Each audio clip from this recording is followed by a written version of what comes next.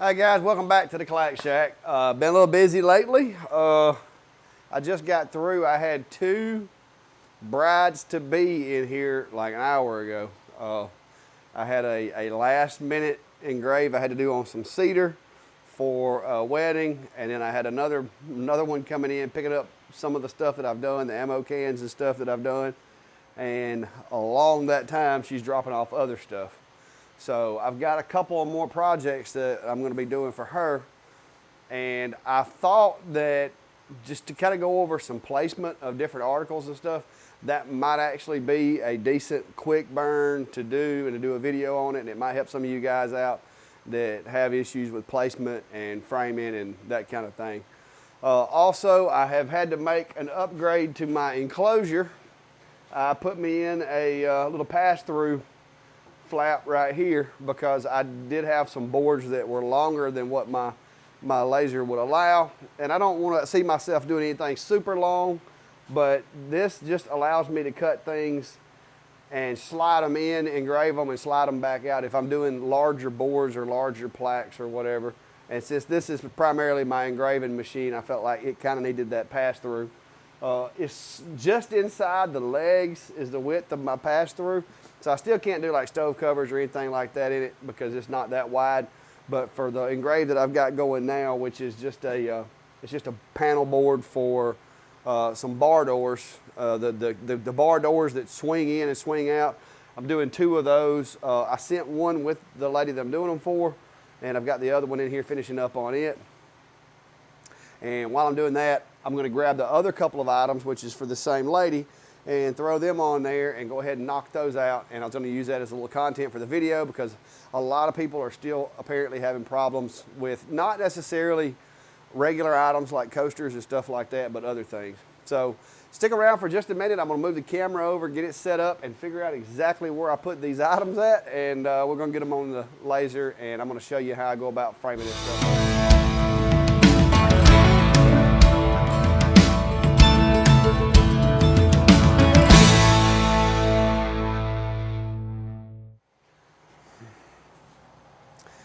All right, guys, I got a pile of stuff here. I'm going to share something with you before we get started on this. I was asked earlier if I could engrave on deer antlers, and of course it's organic. So I figured I could. It's basically bone. And so I had some deer antlers. This is a shed that I found that I use as, you know, rattling sometimes. It's just a shed. I broke it, cut it in half, and I use it to when I'm hunting. So I decided that I would test it on this antler because this isn't something that I care about. And believe it or not, it actually engraved really well. This is a 2-pass. I used my hardwood settings, which is like 120 millimeters per second at 100% output, and it did a really good job. But just like with leather or any other animal byproduct, the smell isn't exactly pleasant. But if you ever wanted to do like a bone-handled knife or a deer antler knife handle or something like that, it can be done. I would recommend finding something like this that you could use to practice with, that you're not worried about messing up. But I throwed it up there, used a camera to center it and frame it, and ran it on a 2-pass. And it's actually engraved in there fairly well, so this is not going to wipe off. But I just thought I'd share that with you in one of those little did you know type situations. But you can engrave deer antlers. All right, so the two things that I've got tonight from this wedding, I've got a clothes hanger, and this is one of the flat ones. I've done a bunch of these for weddings, guys, and I'm telling you, the ones that have that kind of bowl shape to them, those are a lot more aggravating than these. And then we have this little box here. This is not something I built. This is something she bought. So of course we get one shot at this, guys. The wood. It's either going to be teak, black walnut, or mahogany. I'm going to go with teak. So that's the box. And I've got to pull up the message from her and see what the graphic is going to be. But this is a one-off, and this is one of those situations where everybody wants to holler, oh, do a test grid, do a test grid. Okay, where exactly would you expect me to do a test grid on this thing? So this is where kind of knowing your wood and knowing what your laser can do kind of comes in handy. So I'm gonna get the message pulled up right quick and find out. I'm gonna go ahead and place this since I've already got my square and jig in the machine. This is my 20 watt. So two most critical things is you want to make sure this is square. Like I said, you only get one shot at it. So I'm going to be using my square and jig on that. And then I'm going to make sure I got my focus set to where I want it, which of course is on the surface for this one. I've got my little standoff over here is on surface level, so we're good on that. I've got my other machine running, so I'm just going to close out that window of light burn and open up the one for the Pro. Go ahead and rehome here. And I'm going to go ahead, while I'm getting everything set up, I'm going to go ahead and get me a frame built. And what I'm going to be doing is I've got my camera pulled up so that it gives me a good idea of where to put my tool line. And then I'm just drawing me a tool line that is slightly smaller than that box is. And I'm going to take that tool line, adjust it, and get it to where I can use it to frame the graphic or the text, or I might have to look and see what it is she's wanting on this, but I'm going to get that tool line on there, and now I'm going to go ahead and hit the frame button just to make sure that I've got it framed out exactly where it needs to be. And it needs to go back the other way just a little. So, frame it again. Okay, actually I think I need to drag my box. This end of it looks good, so I'm going to move the box back that way. Still needs to go a little higher. And I'm just dragging the box and framing, guys. You can never frame too much, in my opinion. And so,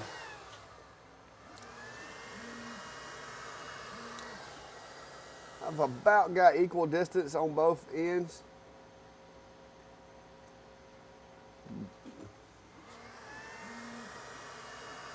This thing has a bit of a beveled edge, so I'm trying to kind of stay back off of it a little bit. And I'm also going to try to remember that when I'm putting the graphic on this little box here. So let me pull this up and see exactly what we're putting on this little box.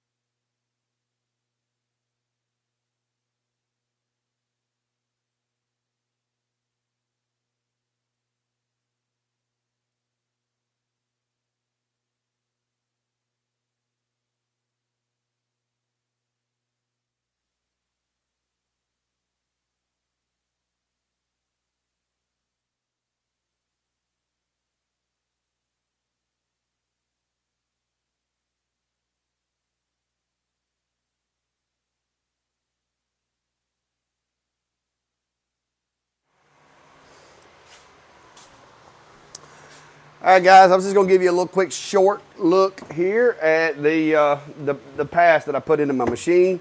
Basically, what I went in is I had to take this panel off. That's why I didn't glue it. I told you guys I'm not going to glue it because it'll probably come apart again. And it's a good thing I didn't, because this came off rather easy. Took this over to the table saw, did a little bit of plunge cutting to it to get the strip taken out of it. And then all I did was took some little pieces of red oak that I had just to trim it out, make it look cool, a little bit of barn type look. And I put them on the back of it so that when this thing closed, they would cover the crack for the gap where I cut it out at, and also keep it from being pushed up in there all the way, because these are actually longer than what the piece is that comes out and in. These pieces here are just maybe 1/4 of an inch shorter than the X-tool itself. The slot comes into just inside the legs, because you can't push anything through there that's going to hit the legs anyway, so there wasn't a need for that. But this is for some of those items that are, you know, so big that it's a little hard to get them in. It's not always necessarily going to be to be able to, you know, do something longer than what the machine is.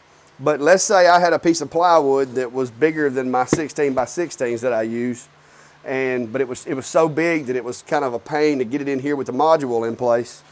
Using this, I can actually take this, open it up, shove this piece of plywood through there and not have to go down through the hole inside the X tool. It does have to be thin enough to fit between the legs of the X tool, but it doesn't have to, it can be bigger than the workspace and not have to kind of rock it in to get it to go down into the bed. You know, that's not a problem as long as I stay with the 16 by 16s, but there are times that I would rather have like a 20 by 20 or 22 by 22 piece of material to work with if I'm trying to cut something really huge. And so this gives me an easy way of loading that material in there. There's no lock or anything, it's just gravity, and then when you push it in, just the snug fit keeps it in place. So that's my latest modification to the enclosure. And for the guys that are working on the blueprint, that keep doing the blueprints for me, I appreciate you. I'm not trying to mess with you. I honestly just want this thing to be able to do everything I need it to do. And when I see an improvement that needs to be made, of course, you can read the shirts. I got to make it practical. I've got to improve upon it. So I can't have this thing having any shortcomings when it comes to being able to do what I want it to do. But that's it for now, guys. I was just going to bring you up to speed on that and show you these few burns here.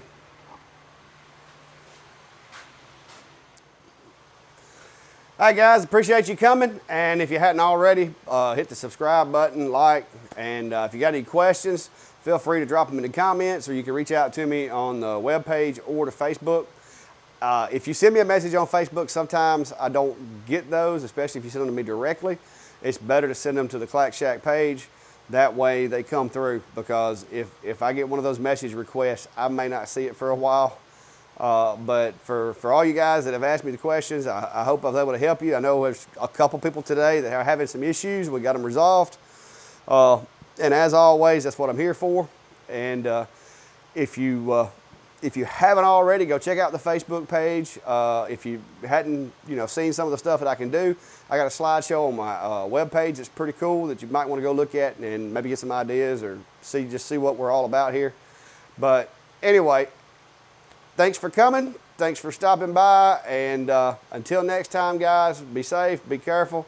And as always, have a good day.